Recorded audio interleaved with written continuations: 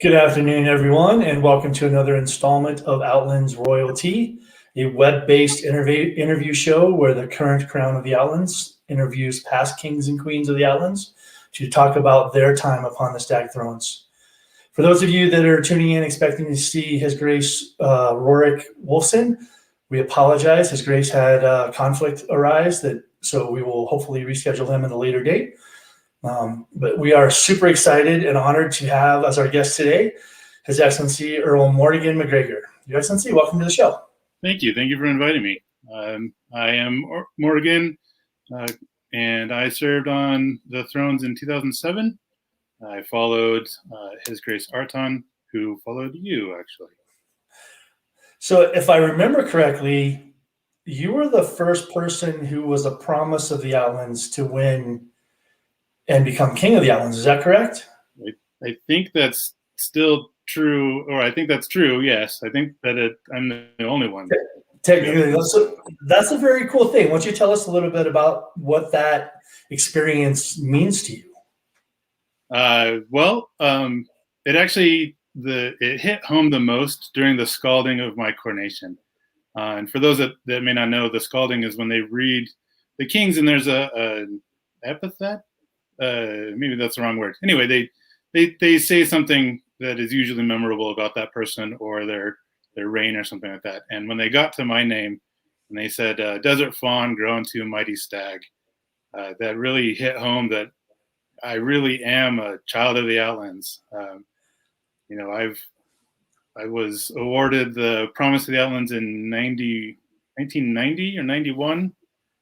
And I was a child still then, and this now. So, it means a lot to me to be that integral and that grown up with the Outlands.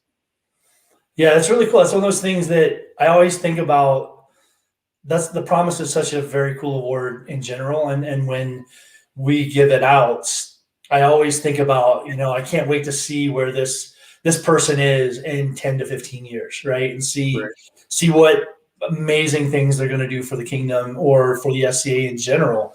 And so to have now had that moment where we had someone that received that award as a child and then went on to become, crown of the Outlands and to rule the kingdom, I think was a very cool moment in our kingdom's history. And it was a very, very fun thing to watch from the sidelines. So yeah. And to have the opportunity to award another young person that same award that I received so many years before. That's really cool. Yeah. So you reigned in 2007, and it was a summer reign, and you reigned with Her Grace Madigan. Is that correct? That is correct, yes. Which was to no end an amusement to our heralds. Names. How many times did they make you the queen and her the king during the reign? They made her king more times than I was queen, but I was queen 4 times. That's awesome. Yeah, my queens have never had a name anywhere similar to mine, and I've still been queen according to the heralds a few times. So it happens, man. I think the heralds are just out to get the royalty because they can. Sure. So serving the kingdom as crown and having Madigan as your queen, someone who had done it multiple times before, do you think that helped a lot during your reign, having a really experienced partner during that reign? Absolutely. I believe so. I think that there was an incredible amount of temperance that I learned through her serving by my side. I'm sure I would have made a great many more mistakes on the throne than I did during that time. For sure. And she's continued to be my rock ever since. So yeah, it was definitely, I think, a great boon to have such experience with me on the throne. Yeah, that's awesome. She's one of those people that even during my first reign, when my queen and I had questions or a difficult situation, she was definitely on the short list of people to call right away and get some advice from. So I can only imagine having served with her in that capacity really was hugely beneficial. So that's awesome. For sure. Were there any moments during that reign that really stand out to you, that really kind of hit home as to made you really feel like, wow, I did it. I'm really the king. Like this is my I'm the king moment.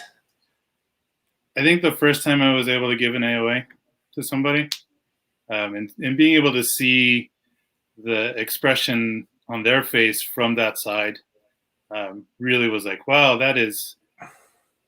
it's powerful, and it was informative. I tell people now when they're vying for the throne that one thing to remember during your reign is you will forever be somebody's first crown, and it is a burden, but it is also a great joy too. To this day, people still will come up to me. You were my first king, and to see the joy that they still have meant that I didn't do too horrible a job, but it did.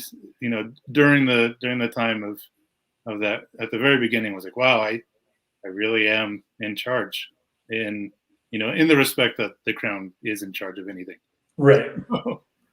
And then that's a very good point. And not only are you someone's first king, but you might not ever hear it, or they might not ever tell you, but there's going to be somebody out there that views you as what it is to be king. Whether you're their first king or not, you will be someone's example of that's what a king should be. Mm-hmm. And that's, that stuff carries a lot of weight. That carries a lot of, those words have meaning, and to stop and realize that the things that we do in this game, in this capacity as crown, have that kind of impact on people long term is pretty amazing when you start to think about it. And I would also say that, at least for me personally, it didn't end when I stepped down.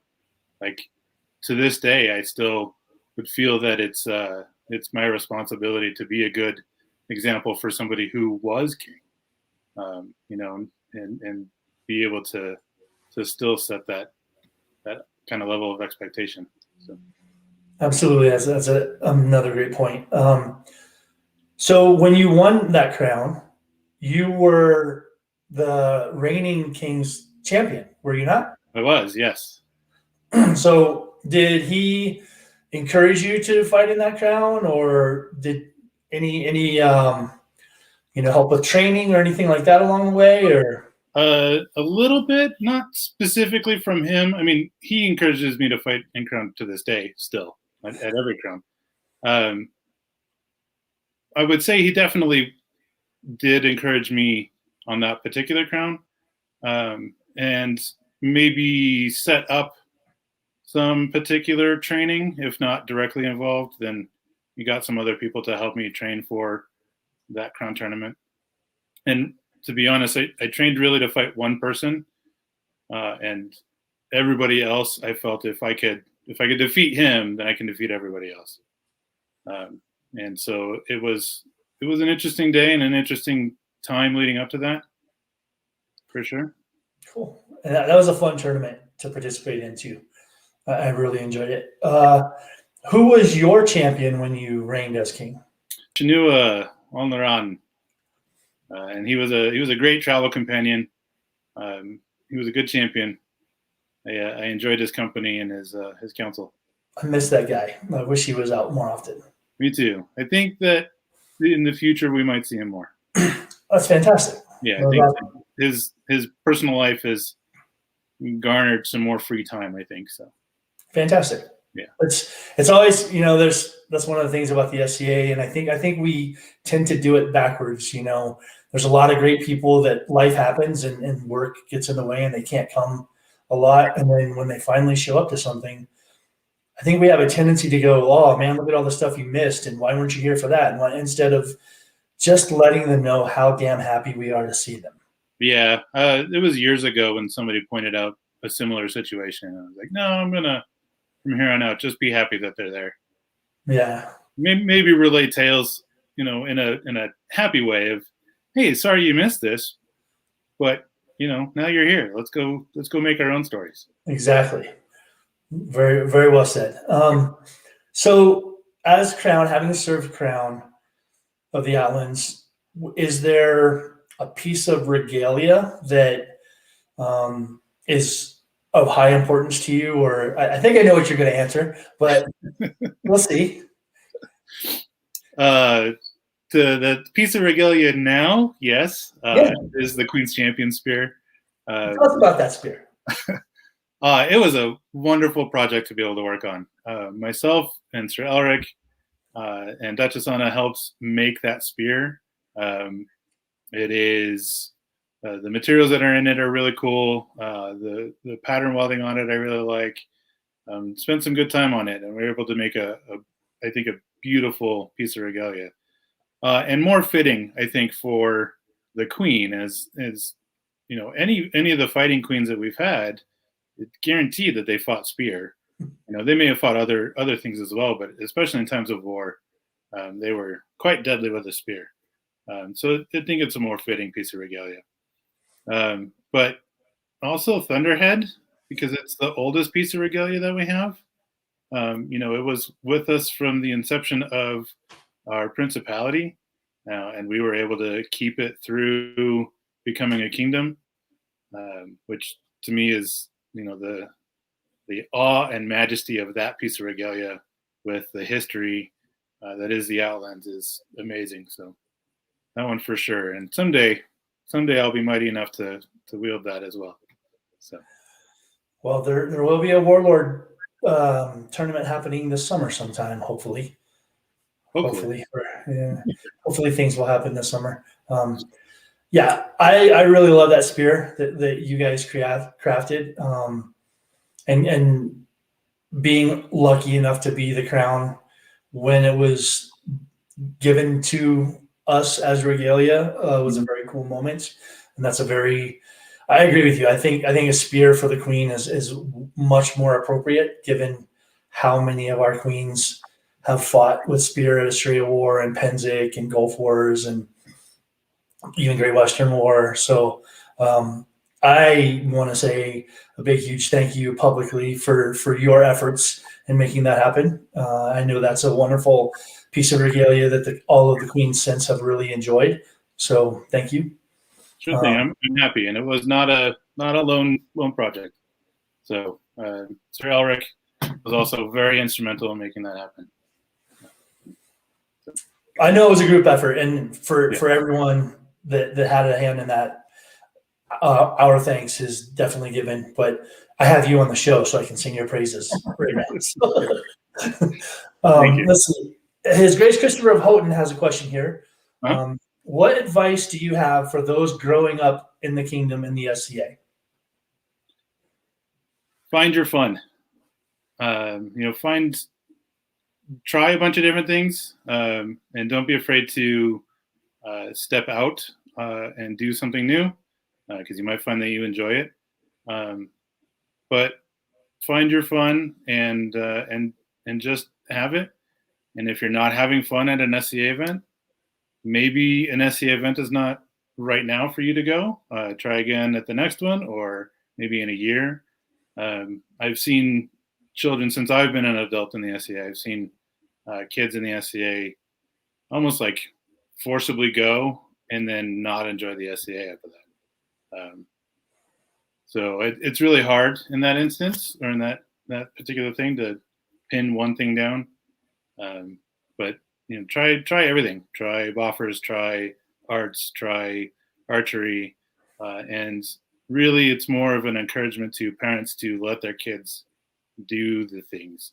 Try to encourage anything that they see that they might have an interest in, and take the time to enjoy the SCA with your child, and then your child will enjoy the SCA with you.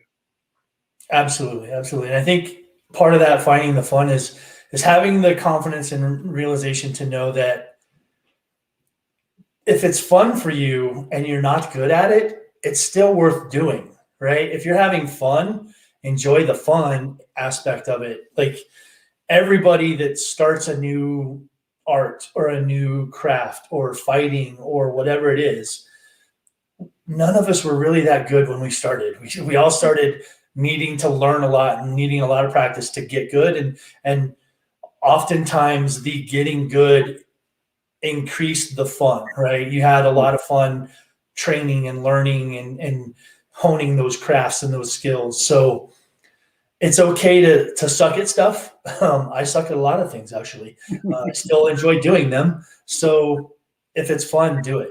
Yeah. Absolutely. I suck at a great many things as well.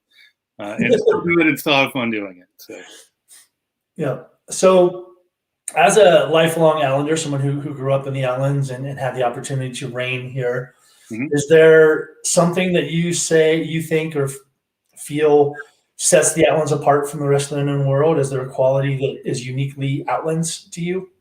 I think the kind of holdover from before we were ever a principality or a principal kingdom at Estrella, it was whatever side the Outlands fought on won. And I think that has continued. I think that we continue to keep that mentality in our fighting, both I think heavy and light. We're very aggressive. You can't win backing up. You win walking forward. So never stop walking forward. I think that's uniquely Outlands. It has morphed and changed over the years. It used to be the plan A, run to the right. And then plan B was run to the right harder. And it's changed over the years, the particulars of that. But it's still true. I would like to tell the story of when last you were crowned and I was at Gulf Wars with you on the first open field, and we got told by the commanding general of the side we allied with, go stand between those trees and hold that point. And then of course we all died. And then we got told at the start of the next melee, you guys did great. We want you to do that again. And I still remember the look on your face saying to him, sure. Turning around to us, at Leon we go. Oh, we're all going to be happy now. 5 seconds later, the battle was over and we had won. So yeah, I think that's uniquely Outlands is that. Yeah, the Outlands is not a static war unit. We need to be moving. Period. Yeah, we're for the most part, we are an army of cowboys, and we don't fight well as a unit, quote unquote, because we don't know how to not go take it. Yeah, that's a very true point.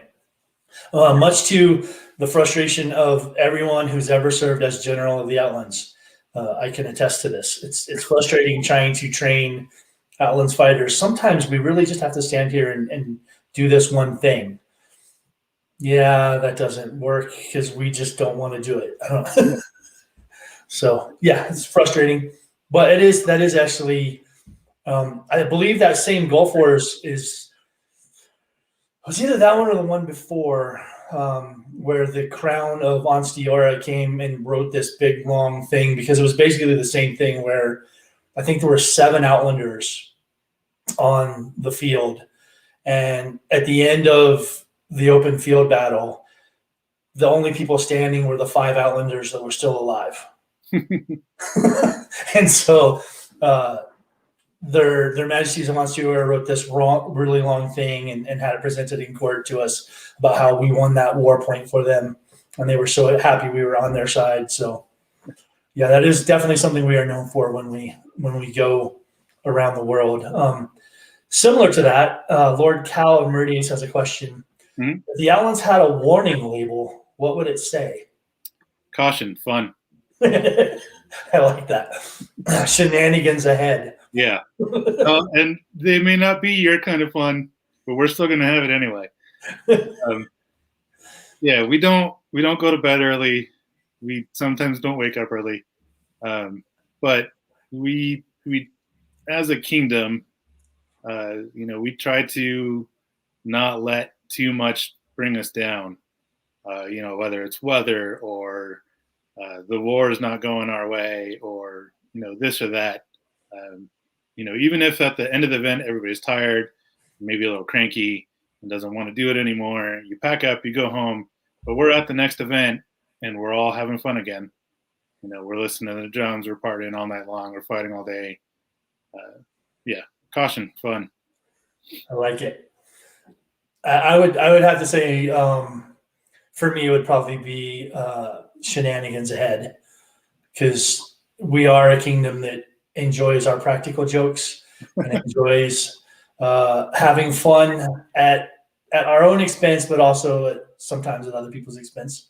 The key being, as long as everyone is laughing, Yeah. it's a practical joke. If the person the joke is being played upon isn't laughing, then that's not a joke. That's bullying. Yeah, and we're not about that at all, for sure. Not at all. But I just wanted to make that clear while we were talking, so that people didn't get the wrong idea of what I was talking about. So midnight lap. yeah, exactly. You were up here before you became crown, correct? Briefly, yes. I was knighted by Bela the Second. 7 months, 6 or 7 months before I won crown tournament. No, it was a little bit longer because I won in March and knighted in July of 2006. So less than a year, but I was knighted. Yes. Awesome. Was that something that you feel benefited you during your reign? Yeah, maybe a little bit. I don't. So the Outlands has a history of having unbelted crowns, and so I think the overall feeling within the Outlands is not so detrimental to if I were to have been unbelted or not appear at all. But I do think that it gave me at least a little bit of experience in the circle beforehand, so that I knew a little bit maybe more what to expect. Some of the other circles, there was some definitely unexpectedness to it because I'd not been privy to those prior to being crowned. But overall, I think it gave me at least a little bit of a leg up on getting the right idea moving forward.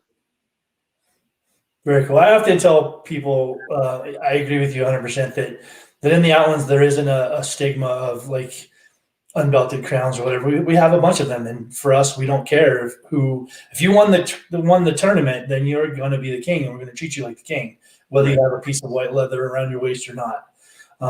However, that piece of white leather is a useful tool that can open some doors and do some things that you might not be able to do if you don't have it. So yeah, that's good stuff. We had another really great question come in that I'd like to bring up here. Let's see. What's your advice as a former king of the Outlands for Atenvelt transplants? And that's from Mistress Sabia. I would say that there is a culture that was created in the Outlands that was very much anything but Atenvelt. And that culture was created so long ago that it's, if you don't already know it, you wouldn't understand it, and you might not even see it. But we as a kingdom are very traditional, and we hold to those traditions, right or wrong, sometimes to a detriment. But I know that it can seem very off-putting or ostracizing even to anybody who might be from out of kingdom, specifically from Atenvelt, that we might accidentally treat you in that manner. We don't know what we're doing because that's our tradition. So my advice would be take anything that is said or done maybe against you as a former Atenvelter with a grain of salt, because it probably is coming from somebody who doesn't have any direct experience with that and doesn't know that they're doing it to an Atenvelter. That's very true. And we do love our traditions, and we do love that they are traditions and not laws. So that being said, is there a particular tradition that the Outlands has that means a lot to you or that you are proud of? Or from hearing about other kingdoms' belted circles, how they can turn into yelling matches and almost anything short of a fist fight, and how that doesn't at all happen in the Outlands. And sometimes I've heard other people who have been to Outlands belted circles say, wow, you guys are like too nice in there. Like, well, if we can't be nice to each other, then what are we doing? I mean, sure, we may not like everybody. The knight or master of arms is sitting across from me in the circle. I may not personally like him, but I can still be civil. I can still practice temperance and justice. All the things that make me who I am or who I should be able to do that. So I think that's where that one's going. I like that. That's a very good way of viewing things, and that's something that I've heard a lot as well from visiting royalty, even transplants after they've gone to a couple circles and they've come to me as crown and been like, well, do you guys really all like each other that much? And I just kind of smile and go, no, we don't, but we fake it really well, don't we? Yeah. I mean, seriously, for circles aren't a time for personal squabbles. Circles are a time to advise the crown. Right. And I can disagree with someone and still respect them. Absolutely. And that's something that I think the Outlands has a lot of is the ability to separate an opinion from the person and know that each person's allowed to have their opinion, and they can have opinion that I really hate and dislike, but I can still respect them as a peer. Right. So that's a very good point. So thank you for bringing it up. Mm-hmm. What did it mean to you to have had the opportunity to serve as Crown of the Outlands, as someone who was a promise, grew up here, lived most of your life here? Like, what did it mean to finally have that opportunity? Ooh, it was kind of weird in that it felt like I reached a goal, even though it wasn't a goal. Like it wasn't an end step, but it felt good for sure to have been a child, seen so many Outlands crowns and 8 crowns before that, because my father started playing before we were a kingdom, and then traveling even before I was crowned as an adult to other kingdoms and seeing the SCA as a whole and being able to contribute in that like official capacity meant a great deal to me. It was an amazing experience. I've tried to do it again, unsuccessfully, I might add. Yeah, and I would absolutely do it again. It is like I mentioned at the beginning of this, being able to give somebody an award, especially like an award of arms, or somebody's first art award, to recognize somebody like that and elevate them. The look on their face is everything. It drives everything for me as crown. To be able to do that for somebody, to give back to the SCA that's given to me my entire life. So you've talked about the AOA specifically a few times now. Would you say that's your favorite award to be able to bestow as crown? Ooh, wow, that's a tough one. I don't know if it is. I don't really know if I would say that.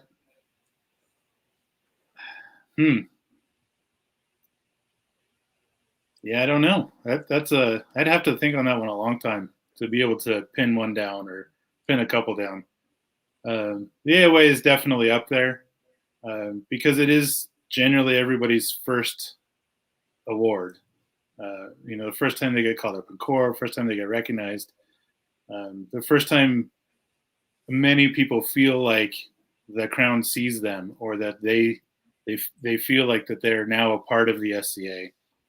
They've been welcomed into the family.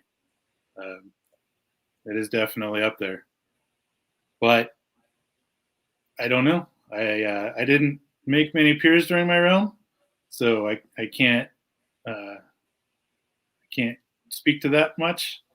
And when I said realm, I meant reign. I knew what you meant. Yeah.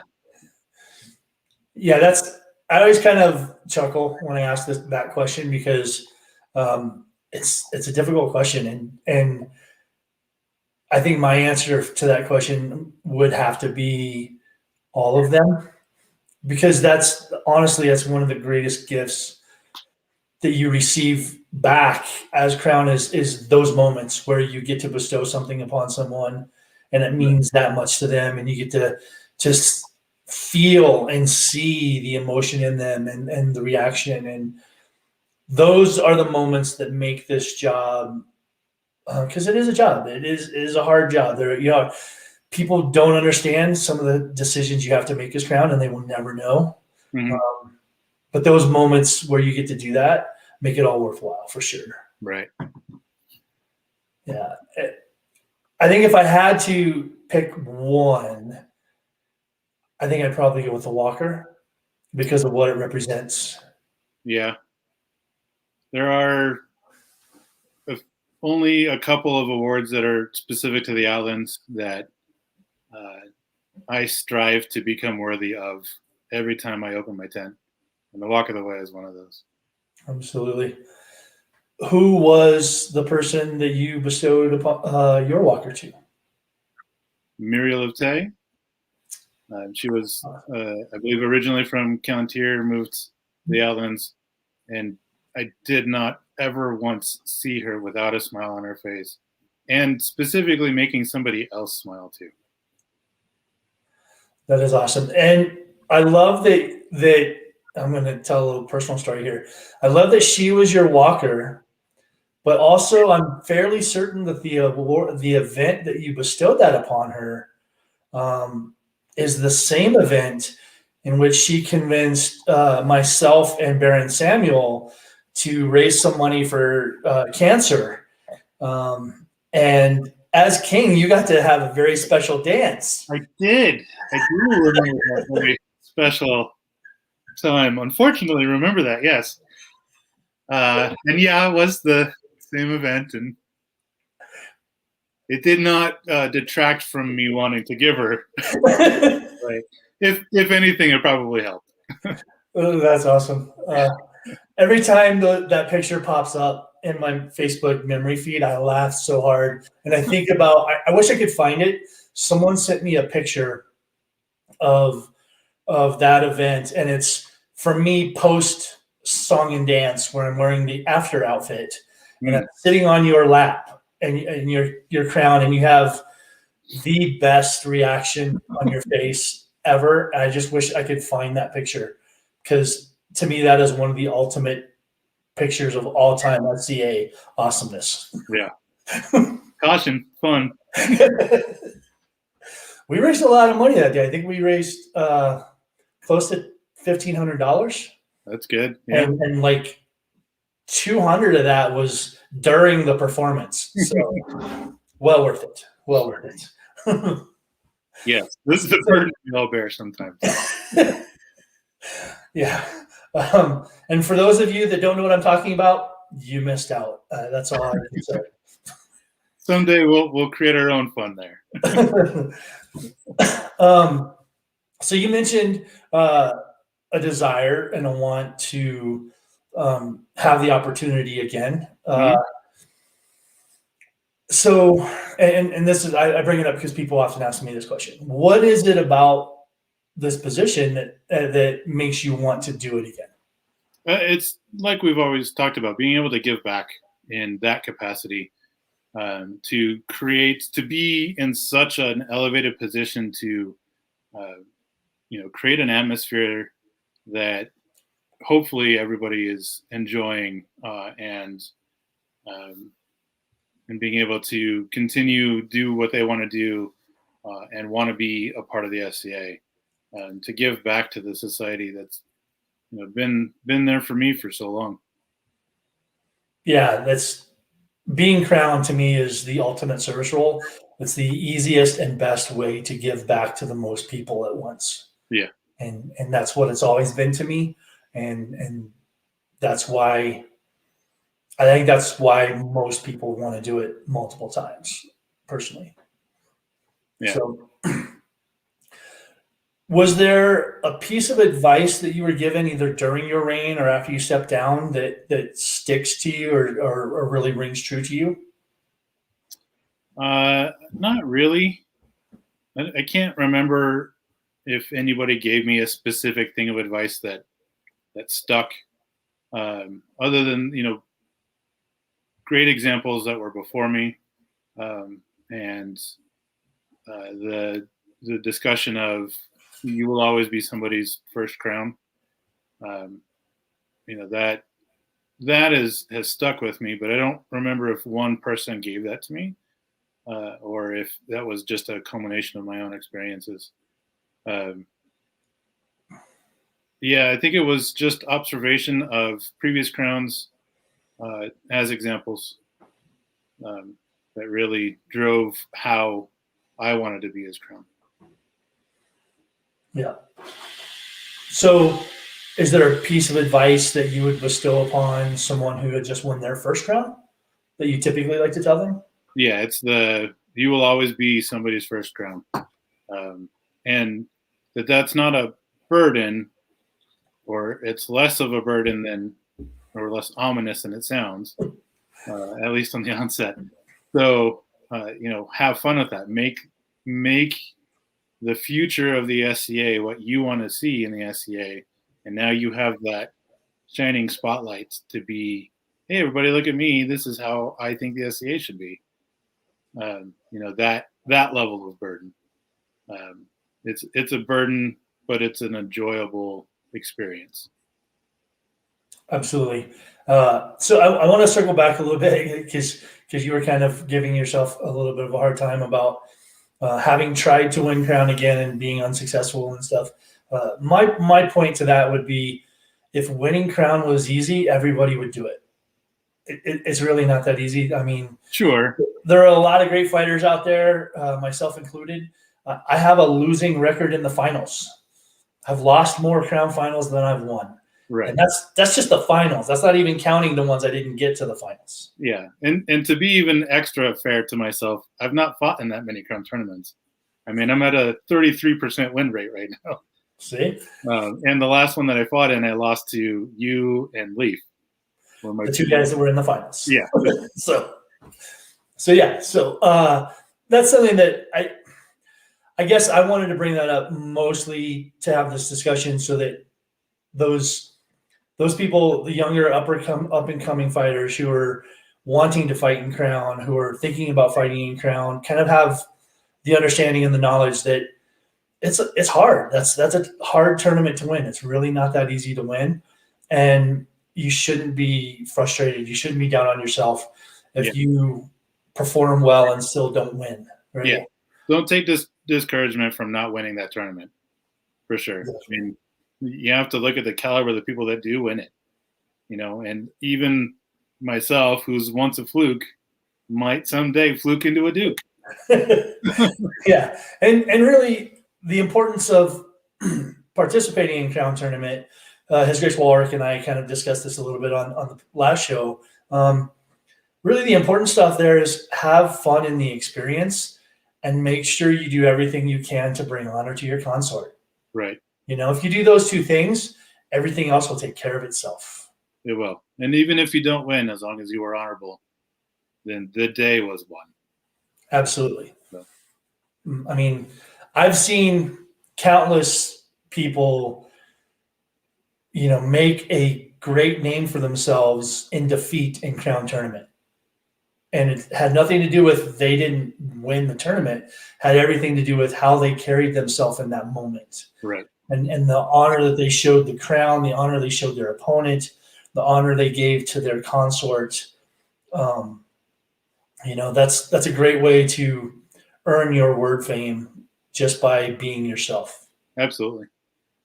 So are you perhaps training for a possible crown tournament that might be happening soon? No. Oh. That may change shortly. With what's been going on in my life lately, and some personal motivation levels, I can maybe embarrassingly say that I have not put armor on in well over a year. Me either. Well, yeah, but you had at least a medical excuse for a while. I haven't. So there's been, for me personally, especially for fighting in Crown Tournament, um, I want it to, should I be fortuitous enough to win, I want it to be at the least burdensome upon anybody else that I can be. So that requires a level of, for me personally, that requires a level of financial stability, a level of ability to travel, and some things that are required of the crown, if only required in the court of public opinion. Um, you know, not by kingdom law or corpora. By So, tradition. right. So, that's what's actually probably held me out of Crown Tournament more often than anything else is my level. Should I, because I could win that tournament. I've proven to do it at least once. And, I would be able to have the great support of a great many people, but I want to be at the least burdensome that I can. But that's a personal choice on mine. And even that level of what I think might be a burden to somebody else may or may not actually be. So don't, anybody else who's listening to this, don't let that discourage you. Be responsible, but you can create a support group that might be willing to do anything for you, that might make your reign easier. So Absolutely, and that's a great point. The Outlands has a amazing tradition of the crowns traveling a lot and going everywhere in this kingdom, going outside of the kingdom, and that is one that it's like you said, it's the court of public opinion and it's a tradition because a lot of crowns have done it. mm-hmm. You don't have to. Technically, you have to go to 4 events when you're crowned. Yeah. You should go to a lot more than that. Yeah. But technically, you have to go to 4. Yeah. You can't be crowned if you didn't go to that first one. So exactly. But I do have it on really, really good authority that the current crown would really, really, really like to have heirs sooner rather than later. I have brought that into consideration for sure. Should I, decide to or not on the potential upcoming crown tournament. And to pitch a little plug here while I have a moment, I personally feel that because of the state of the world and the state of uncertainty that is COVID SCA, having as many royal peers in that list as possible would make me feel a lot better about things personally. Sure. Because you just don't know what's going to happen if you win, and we're not sure if.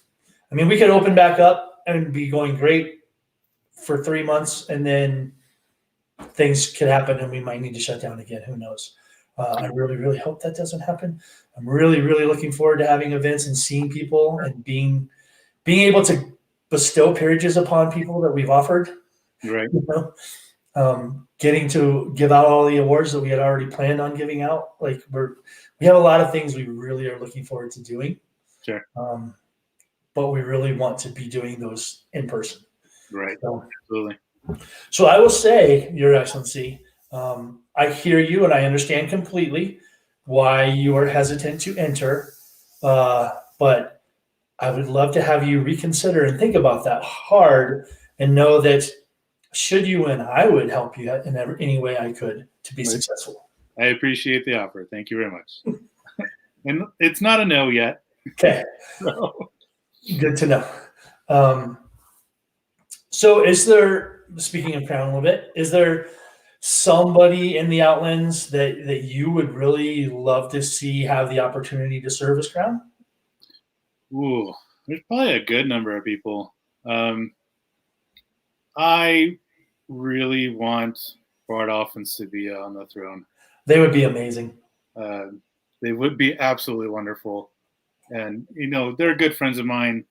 And it would be good to have company of promises being crowns. So for sure. And I think that would definitely speak to your warning label. They would be a lot of fun.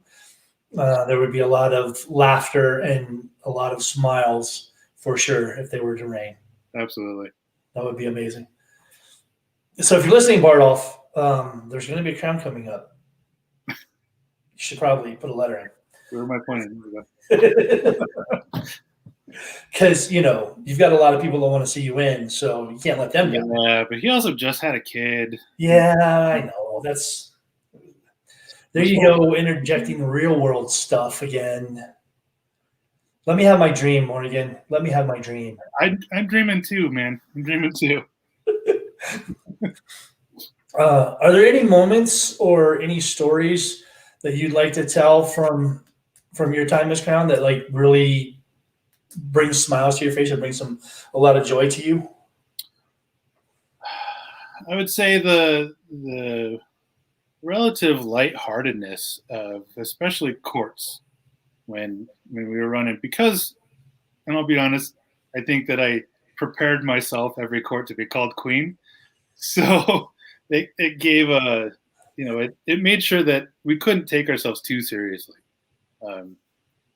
That was definitely a great joy of being crowned. And the possibility of something happening like that again, should I win crown tournament with certain circumstances, is relatively high. That is the biggest thing that stuck out was being able to have that level of enjoyment, and not frivolity, but for lack of a better term, frivolity on the throne during courts, and then into the evenings. Made some games that were revolving around the fact that I was crowned. It was pretty fun. Anything in particular? Any games that you feel comfortable talking about? There's the key. You're comfortable talking about. Well, we were doing the Royal Presence game at a 14-hour marathon of 3 men, which it just devolved into drunken fun on the last night of Outlandish. Nice.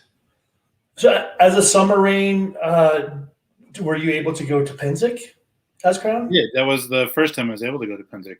Awesome. So, what was that experience like, being at Penzic and being king of the Outlands? It was almost like a vacation as crown. It was pretty fun because there wasn't, the Outlands doesn't have any specific responsibilities to really do. I mean, we did the royal dinner. And Manning and I also tried to take that opportunity to talk to some crowns about Estrella, which we unfortunately got a lot of cold shoulders on that. But we still tried to do some work while we were there. But I did also ditch out on the final grand court. Didn't go to that.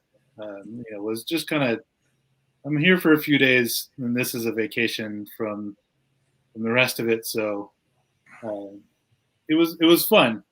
A particular story on that. There's a household within the SCA, and I think that they also participate outside the SCA. They're an early period household, mostly Celtic, early period Celtic personas called Pershan. And at the time, they were pretty fringy within the SCA, and had a lot of, I would say, peer fear. That if anybody who was a peer, specifically anybody who was a royal peer or crown, in their camp, they would kind of shut down and be real quiet and not engage. Don't know why. Maybe fear for being offensive for their having their fun. But Madigan, being who she was and having the friends that she had, already had friends within Pershan. So we went to Pershan's camp and kind of got, snuck in the back way. And as soon as we rolled into camp and we had the crowns on, the camp got real quiet. And then Madigan and I kind of just leaned to each other, like, we should sing a song that's going to kind of maybe break this up. So we sang a real quick drinking song, and it made everybody laugh. And then they were able to relax around that, and then they sang body songs, and and then everybody had a good time. So that was super fun to be able to be a part of that in the capacity that I was. That's awesome. I think that also speaks to another Outlands tradition of our royalty being really accessible and approachable to everybody. I think for the most part, our crowns do a really, really good job of treating a first-time person or somebody that's been in the game for 15 years and doesn't have any awards or whatever, like with the same respect that they would treat visiting royalty. I think that's one of the things that I'm most proud of as an Outlander is watching our crowns make regular people feel comfortable and welcome within the SCA. Yeah. And that's a great example of that for sure. Awesome. Is there anything, so it looks like we're running short on time. Are there any stories or any topics that you'd like to bring up while we have this opportunity? Not really. I mean, I've enjoyed this conversation for sure. I would say that should anybody vie for the crown, the Stag Throne, keep it in mind that, have fun during the tournament, have fun during the reign. It is a job, but you can make it fun. You surround yourself with the right people, and the entire experience would be enjoyable for everybody. Absolutely. And I would say, to that point, your retinue, whoever those people are that join your royal household, that help you for events and courts and things like that, those are the people that are probably the most important during your reign. Yeah. You can never say thank you enough to them. You can never, at least I know I can't. I can never give them enough thank yous to offset the amazing amount of work that they all do to make me and my queen look amazing. And so any opportunity I have to just take 10 minutes and spend with the retinue and just chat and have a good time is time well spent. And I would encourage any other future crowns to take those opportunities where they can, because not only do those people work really, really hard to make the crowns look good, they're amazing people. And you get to form friendships through a shared experience, and you get to bond through those experiences, and you will come out of those reigns with amazing friendships that you might not have had before, and lifelong friends. So, and I would also maybe encourage you to try to pick a wide range of ideologies.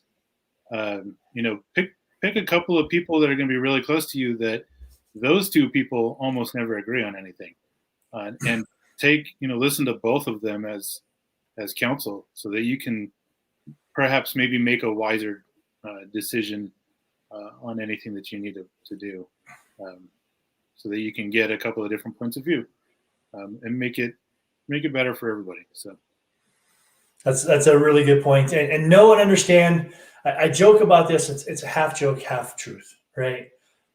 I think it's more truth than joke, but the reality is, if you make a decision as crown that people don't like, the king gets blamed for it. Mm. If there are things that happen during your reign that everybody loves, the queen gets credit for it. And I personally think that's exactly how it should be, and I'm 100% okay with it. So just know that going in, that the queens will be loved and the kings will be blamed for everything. Yeah.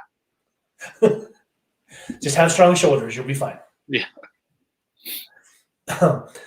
Well, I think we've gone through all of my questions, and it doesn't look like there are any more. But I wanted to just take a moment, Your Excellency, and say thank you for taking the time to come on the show. Thank you for everything you've done in your life for the SCA, both as a peer, as crown, before you were a peer. You are someone whose friendship I have valued for a long time. and having an opportunity to spend an hour just chatting and catching up with you has been wonderful. So thank you for coming on. Absolutely. Thank you for inviting me. I've had a great time. I'm really hoping that in the very near future, we can start having events and get to see people in person again. And hopefully the camping mandates will go away sooner rather than later, and we can have overnight camping. And I'm just really excited. The weather's getting nice. I'm cleared to fight. I'm really, really excited to go see my friends and swing a stick and enjoy everything that the SCA is, because it brings so much joy to so many people. Yeah. And while this is good because it's what we have, I'd much rather be sitting around a campfire talking to you than through the internet. Absolutely. I mean, it is a connection, but it's an internet connection. I don't want that in-person connection. Exactly. So again, thank you, Your Excellency. For those of you out there watching, in 2 weeks on Saturday, May 8th, Her Majesty will be joined by Countess Monica von Zell. That, I'm sure, will be an amazing show. I can't wait to hear some of the stories that Her Excellency has to tell about her time as Queen of the Outlands. For everyone else out there, while we're still in lockdown, please continue to practice good hygiene, washing your hands, wear your mask appropriately. Get vaccinated if you're able to. Keep checking in on your friends. Keep checking in on, especially the people that have been checking in on other people. Oftentimes they get overlooked. Keep looking out for each other, and know that Her Majesty and I are very much looking forward to getting to see you all in person soon. Long live the Outlands.